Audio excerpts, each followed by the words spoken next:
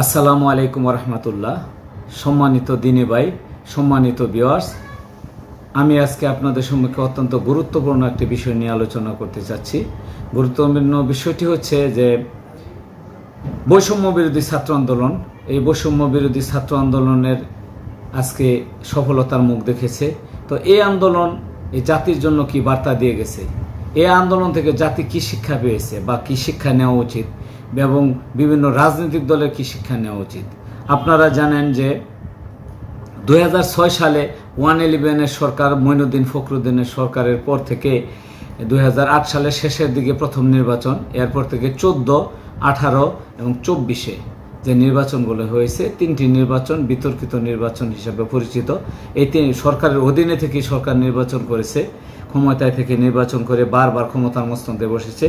এই ক্ষমতায় এই টানা 4 মেয়াদের ক্ষমতার মধ্যে বহুবার বিএনপি, জামাত সহ বিরোধী করোনার লোকজন আন্দোলন করেছে, সংগ্রাম করেছে এবং সকল আন্দোলন সংগ্রামকে সুকৌশলে এই আওয়ামী লীগ নেতৃত্বাধীন মহাজোট সরকার সুকৌশলে কঠিন হস্তে এদেরকে দমন করতে সক্ষম হয়েছে। বিএনপি অনেক আন্দোলন করছে। 2014 সালে সারা দেশে এত আন্দোলন হয়েছে যে 153টা আসনে আপনার বিনা ভোটে নির্বাচিত হয়েছে আওয়ামী লীগ। তারপরও এই নির্বাচনটাকেও তারা বৈধতার কাতারে নিয়ে গেছে। 18 সালে সেম, এই 24 সালে সেম, বিএনপি আসেনি। তো এই নির্বাচন, এতগুলো নির্বাচনে এত আন্দোলন সংগ্রাম ধামাচাপা দিয়েছে। আমার মনে আছে, আমিও বিএনপির একজন কর্মী হিসাবে আপনার 2016 সালে সম্ভবত খালেদা জিয়া অ্যারেস্ট হয় যেদিন, এদিন বুধবার দিন ছিল। তো বুধবার দিন অ্যারেস্ট হওয়ার পরেই রাত্রে বিএনপির মহাসচিব মির্জা ফখরুল ইসলাম আলমগীর উনি ব্রিফিং করেন যে আগামীকাল বৃহস্পতিবার, পরদিন শুক্রবার, জুমার পরে সারা দেশে বিক্ষোভ সমাবেশ হবে। তা আমিও বিএনপির একজন কর্মী সমর্থক হিসাবে চিন্তা করলাম যে মিছিল তো সারা দেশে হবে, তা আমরাও একটু মিছিল করি। তো জুমার পরে শ্রীপুর উপজেলা সদরে আমরা একটা মিছিল করলাম, খালেদা জিয়ার মুক্তি চেয়ে মিছিল করছি। পরদিন সকালে 6টি পত্রিকায় দেখি যে পরদিন সকালে এটা নিউজ। কীরকম নিউজ? সারা দেশে বিএনপির চেয়ারপারসন দেশনেত্রী বেগম খালেদা জিয়া অ্যারেস্ট হওয়ার কারণে সারা দেশে বিক্ষোভ। এর মাঝে গাজীপুরের যে চকটা, গাজীপুরের মিছিলের মধ্যে শ্রীপুরের মিছিল লেখা যায়, গাজীপুরের শ্রীপুর উপজেলা সদরে বিক্ষোভ মিছিল হয়, তাও আমার নেতৃত্বে সেটা। তো 6টা পত্রিকা আসার পরে আমি তো ভয় পেয়ে গেছি, যে আমি তো মনে করলাম যে সকল থানায় বা জেলা সদরে মিছিল হবে, কেউ মিছিল করেনি। তো ওই মিছিলের পরে শনিবার দিন গেল, রবিবার দিন সকাল 9টার সময় আমি অ্যারেস্ট হই, গ্রেফতার করে পুলিশ আমাকে এই অপরাধে। পরে থানায় প্রায় লক্ষ টাকার বিনিময়ে আমি থানা থেকে বের হয়ে আসি। এই পুলিশ আমার কাছ থেকে টাকা নেই, টাকা নেওয়ার পরে বের হয়ে আসি। তো বের হয়ে আসার পরে আমি দেখলাম, লক্ষ্য করলাম যে এটা আপনাদেরকে বলার উদ্দেশ্য এটা না যে আমি বিএনপির অমুক সমুক, এরকমও কিছু না। বর্তমানে সবাই জানে যে বিএনপির দল থেকে আমার চাওয়া পাওয়ার কিছু নেই। দলকে 24 বছর দল করি, এই দলের মধ্যে 17 বছরের দলকে যা দেওয়ার দিয়েছি, আগামী দিনেও যদি সুযোগ পাই দলকে কিছু দেব। দলের কাছে আমার তেমন কোনো চাওয়া পাওয়ার নেই।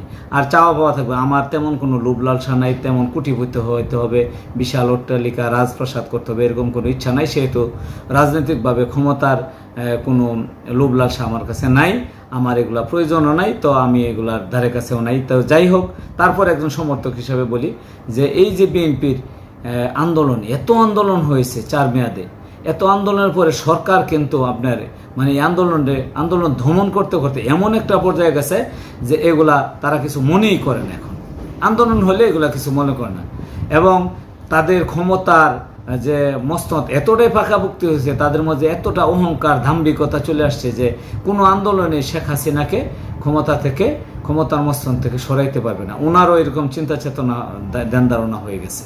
এবং এই আন্দোলনের প্রথম দিক দিয়েও তারা এরকমটাই ভাবছে। যদি না ভাবতো তাহলে একজন প্রধানমন্ত্রী সেই রাজাকারের বাচ্চা, অমুকের বাচ্চা, সমুকের বাচ্চা এটা বলতে পারে না। এই বাচ্চারা যে আন্দোলন করছে, আন্দোলনের সিম্পল একটা বিষয় ছিল, কোটা বাতিল নয়, কোটা সংস্কার। তো ওদেরকে যদি বাচ্চাদেরকে ডাক দিলে যে বাবারা এদিকে আসলে বসলে যদি বলতো যে ঠিক আছে তোমাদের কোটা সংস্কার পার্সেন্টেজ কমাই দিলাম, 10-15% থাকবে, বাকিটি বাদ দিয়ে দিলাম, তাহলে মাইনে চলে যেত। দেখেন, এই আন্দোলনকেও তারা ওই পূর্বের আন্দোলনের মতো কোনো গুরুত্ব দেয় নাই। এবং গুরুত্ব না দেওয়ার পরে আস্তে আস্তে এই আন্দোলন দানা বাঁচতে কোন পর্যায়ে চলে গেছে, পরবর্তীতে 8 দফা, 9 দফা, 10, 11 দফা করতে করতে শেষে 1 দফার আন্দোলন, সরকারের পতন। এই আন্দোলনে শ্রীপুর উপজেলার প্রথম জয়নাবাজার আব্দুল আওয়াল কলেজ, ঢাকা ময়মনসিংহ মহাসড়কে প্রথম মিছিল করে শ্রীপুর উপজেলার মধ্যে। আমি ওই মিছিলে যায় তাদের সাথে একাত্মতা ঘোষণা করছি। যদিও একাত্মতা ঘোষণা করছি, সত্যি কথা বলতে যেটা আমিও ভীত ছিলাম যে আন্দোলনও তেমন কিছু হবে না, আমি অযথা আমি এখানে ছাত্রদের সাথে একাত্মতা ঘোষণা করলাম। তো আমি এরকম একটা ভাবছি। তারপরেও বিবেকের তাড়নায় মন টানছে, আন্দোলনের লোক, রাজপথের লোক ছিলাম এক সময়। তো যায় তাদের সাথে মিছিল করছি, মিছিল একাত্মতা ঘোষণা করছি, কিছু সাহায্য সহযোগিতা করছি তাদের সাথে, এবং একদিন বক্তব্য দিয়েছি। তো বক্তব্য দিলেও আমার সাথে একজন গেছে, তাকে বলছে আসলে আন্দোলন কিছু হবে না, সরকার পড়বে না। তো যাই হোক, তারপর সরকার পড়ে গেল। তা আপনি খেয়াল করে দেখেন, আন্দোলনকে খাটো করে দেখার সুযোগ নেই। আর সর্বোপরি সবচেয়ে বড় জিনিস যেটা, আল্লাহ পাক যখন যাকে ইচ্ছা করেন ক্ষমতার মস্তদে বসান, হ্যাঁ, তো যাকে ইচ্ছা করেন ক্ষমতার মস্তক থেকে সরিয়ে দেন। কোরআনে আল্লাহ পাক বলছে পরিষ্কার, এই আয়াত সবাই জানেন। তো এটা হলো সবচেয়ে বড় সত্য, যে আল্লাহ যখন চাইবে না, আপনি ক্ষমতায় একদিনও টিকতে থাকতে পারবেন না। এই বাচ্চাদের আন্দোলন একটা পর্যায়ে কি অবস্থা গেছে, পুলিশ দাগুলি করছেন, আর্মি, বিজেপি, এমনও শোনা যায় যে বিদেশ থেকে আপনি পুলিশ নিয়ে আসছেন। এবং সর্বশেষ আর্মিরাও বলছে যে আন্দোলন থামানো সম্ভব নয়, আপনি বিদেশে জাতিকে রেখা, আপনার দল রেখা, দলের কর্মী রেখা বিদেশ চলে গেছেন। এই যে অবস্থায় জাতির শিক্ষা কি এখন? আপনি চলে গেছেন, আরেক দল, আরও বিভিন্ন দল দেশে রয়েছে।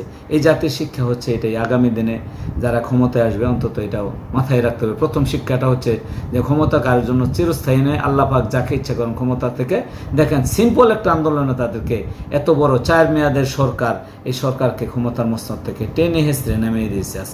আজকে এই আওয়ামী লীগ এত বৃহৎ দল, তারা কথা বলতে পারতেছে না। একজন কর্মী, নেতাকর্মী বেরোয় বাইরে রাস্তায় বেরোয় বলবো যে আমি আওয়ামী লীগ করি, এটাও বলতে পারতেছে না। কি একটা অবস্থায় চলে গেছে। তো এই জন্য আপনার এই জাতির জন্য শিক্ষা, এবং সকল রাজনৈতিক দলের জন্য এটা শিক্ষা, যে আসলে ক্ষমতা পায়া ক্ষমতার অপব্যবহার করা যাবে না।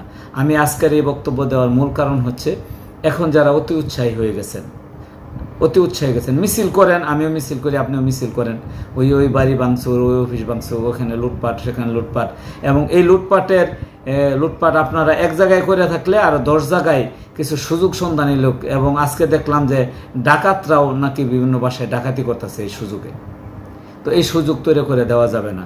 কিছুক্ষণ আগে দেখলাম যে যিনি সরকার প্রধান হচ্ছেন ডক্টর ইউনূস, উনিও বলছেন যে আগে আমাদের আইন শৃঙ্খলা পরিস্থিতি স্বাভাবিক হইতে হবে। আমি আজকে বলতে চাই যে আইন শৃঙ্খলা বাহিনীর সদস্য যারা রয়েছেন, আপনারা অবশ্যই এই বিষয়গুলো দেখেন, খুব দ্রুত মাঠে নামেন, দেশের পরিস্থিতিকে স্বাভাবিক করেন। আর যারা বিভিন্ন রাজনৈতিক দলের নেতাকর্মীরা রয়েছেন, আমি সহ আমরা যারা রয়েছি, আমাদেরকে অবশ্যই বুঝতে হবে, উপলব্ধি করতে হবে। আমরা 4 বছরের অপশাসনের বিরুদ্ধে আন্দোলন করছি। আমরা আন্দোলনের সফলতায় না পৌঁছতে পারলেও ছাত্ররা পৌঁছতে পেরেছে। ছাত্রদের সাথে, ছাত্রদের একক কৃতিত্ব নয়, ছাত্রদের সাথে রাজনৈতিক, সামাজিক, সাংস্কৃতিক, রাজনৈতিক এবং বিভিন্ন ধর্মীয় লোকজন, শিক্ষক, পেশাজীবী, ডাক্তার, ইঞ্জিনিয়ার, শ্রমিকরা সবাই কিন্তু আমরা তাদের পিছনে দিয়েছি, কি বলে এটাকে, শেল্টার দিয়েছেন। বিভিন্ন লোক বিভিন্নভাবে সহযোগিতা করছে। এই সহযোগিতার বিনিময়ে কিন্তু সকলের ঐক্যবদ্ধ প্রয়াসের ফল হচ্ছে এই আন্দোলনের সফলতা।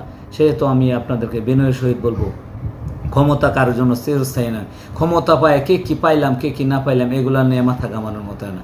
আমি বলি না যে কোনো অবস্থাতেই ক্ষমতাকে ব্যবহার করে, এবং রাজনৈতিক দল বিএনপি, আমি সক্রিয় কর্মী, বিএনপির কর্মী হিসাবে আমার এই পরিচয় দেয়া আমার জীবনে কোনো কিছু করার দরকার নেই। আল্লাহ পাক যেন আমাকে না করায়। যদি কখনো ভুল করে কোনো কিছু করেও ফেলি, আপনারা অবশ্যই আমাকে স্মরণ করে দিবেন আজকের এই বক্তব্যের কথা, যে আপনি অন্যায় এটা করবেন না, এবং অন্যায়ের ধারে কাছে আমি যাইতে রাজি না। আল্লাহ এবং আল্লাহ তার রাসূলের আদর্শের যে নির্দেশনা যে রেখে গেছেন দুনিয়াতে, ওই নির্দেশনার পথে মৃত্যুর আগ পর্যন্ত যেন চলতে পারি, সেই তৌফিক যেন আল্লাহ পাক আমাকে দান করে। এবং আপনাদের সকলকে আবারও বিনয়ের সহিত বলছি, একটা সুশৃঙ্খল পরিবেশ নিয়ে আসেন। আজকে ক্ষমতা থেকে আওয়ামী লীগ 4 মেয়াদে চলে গেছে, আগামী দিনে 4 মেয়াদে আপনারাও চলে যেতে পারেন, আমরাও চলে যেতে পারি, বা 1 মেয়াদ পরেই যদি আমাদের জনপ্রিয়তা নষ্ট হয়ে যায় এবং আল্লাহ পাক না চায়, তাহলে আমাদেরও ক্ষমতাতে পড়ে যাওয়ার সম্ভাবনা আছে। সুতরাং এই আন্দোলন থেকে আওয়ামী লীগকে দেখে, আওয়ামী লীগের পতন এবং এই আন্দোলনের সফলতা দেখে অবশ্যই এই জাতির শিক্ষা নেওয়া উচিত, আমাদের শিক্ষা নেওয়া উচিত। আল্লাহ পাক আমাদেরকে সহি বুঝ দান করুক।